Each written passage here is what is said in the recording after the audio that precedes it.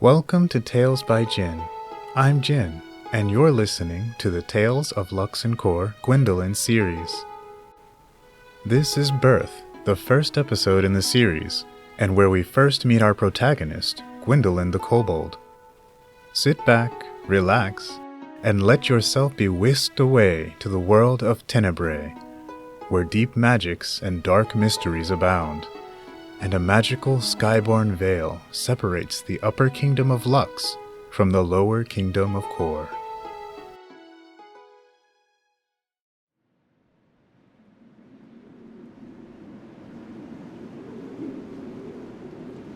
It was a clear day in the Dragon Wastes. Well, clear as the sky ever got beneath the veil. The ambient luminosity suggested a clear, cloudless sky above, sun shining unobstructed. For Lux, anyway.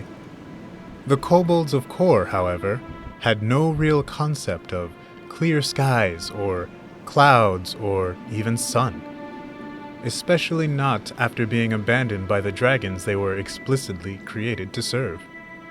They were vaguely aware of how a circular patch of veil shone a little brighter on days of higher visibility. Perhaps because of their exceptional low-light vision, they paid about as much attention to the slightly brighter patch in the veil as they did a passing scale itch. They were far more aware of lightning.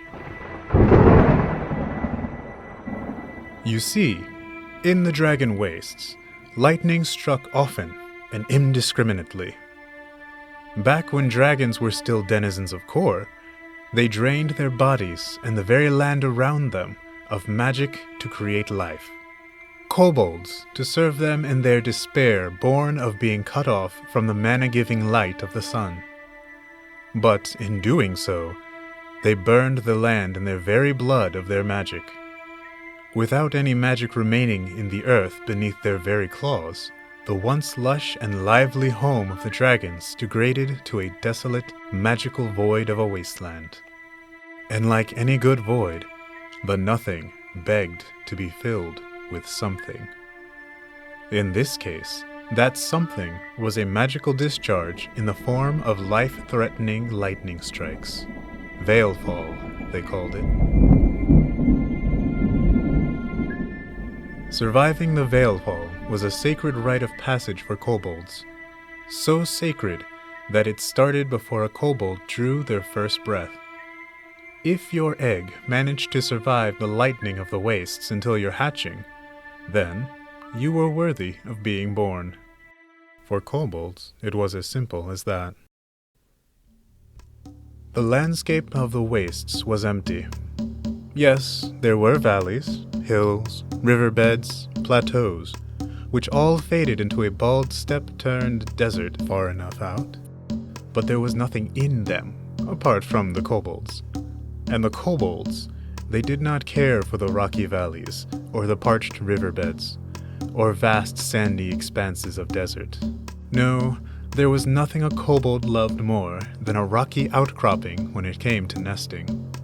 When it came time for a kobold to lay, she and her mate, or mates, would find the rockiest, outiest cropping yet to be claimed by any clanmates. They would construct a crude nest of twigs, straw, stones, and bits of fur and cloth, and that was all any self-respecting kobold would provide for their clutch of about 3 to 5 eggs. Just enough to keep them at the right temperature and from rolling away. Not enough to protect them from, say, magical discharges from above. Shielding your nest in any way from sudden shocking judgment would almost be as shameful as laying anything less than 3 eggs. Almost. One particular nest, on one particular outcropping of rock, was not shamefully shielded from the lightning, but a shameful number of eggs rested within. A flash, a crack, and the nest exploded. One egg was struck directly, such was its unfortunate fate. The other, however, found itself flung from its place of rest by the judgment of its sibling. It bounced and tumbled and rolled down the croppy rocks until it found itself spinning in place before the mouth of a cave. It revolved, then rocked, then became still. An egg tooth cracked through the calcified cage of this child's amniotic abode. It pushed and cracks spiderwebbed across the shell until a grayish-blue head poked out, at which point the egg tipped forward and the not-quite hatchling found itself face first in the dust which contaminated the baby's first breath. Tiny lungs contracted, and baby's first sneeze kicked up a surprising amount of dust. There was another sneeze, and something sparked within the obscuring cloud. As the dust settled, baby sat amongst shards of shell, almost as if baby had exploded the rest of the way out. A hooded kobold stepped from the shadows of the cave. They gingerly pinched the tail of the newborn, much like one would the smashed remains of a cockroach, and hoisted it to eye level. Girl. Runt. Runt of 2 even. How shameful. How pathetic. The baby, rotating gently by the tail, burbled. Can't even cry right. Tell me, Gwyndolyn, why should an embarrassment like you be allowed to live? You will never be a great warrior. You will never bring glory to our clan. What could a runt like you possibly contribute besides another mouth to feed? Gwyndolyn waggled her stubby limbs and cooed. If I had not witnessed it myself, I would have assumed your shameful parents had spared you the trial of lightning. Yet, here you are, you runty little... Ah! Something of a shock nipped the hooded kobold's fingers, causing them to drop Gwyndolyn. This time, the little hatchling did cry, and her parents, 2 gaunt kobolds of little more than scales and bones, rushed forward from the cave to scoop her up in their stickly arms and press her to their ribcages. They looked up at the figure. There was no defiance in their eyes, burning at the harsh words spoken of them and their child.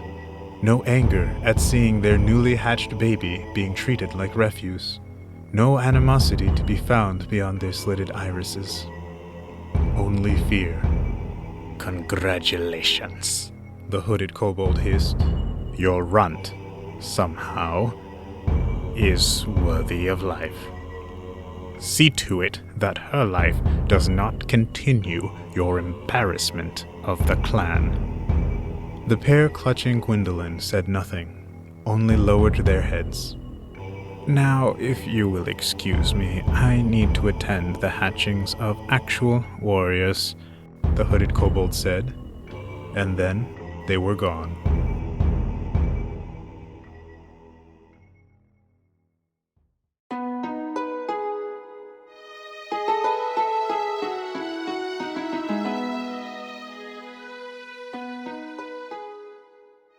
Thank you for listening to this episode of Tales of Lux and Cor, Gwyndolyn. If you liked what you've heard, please be sure to like the video and leave a comment. And don't forget to subscribe to the channel to make sure you're notified when new episodes come out. Thanks for stopping by, and may your cave be ever warm.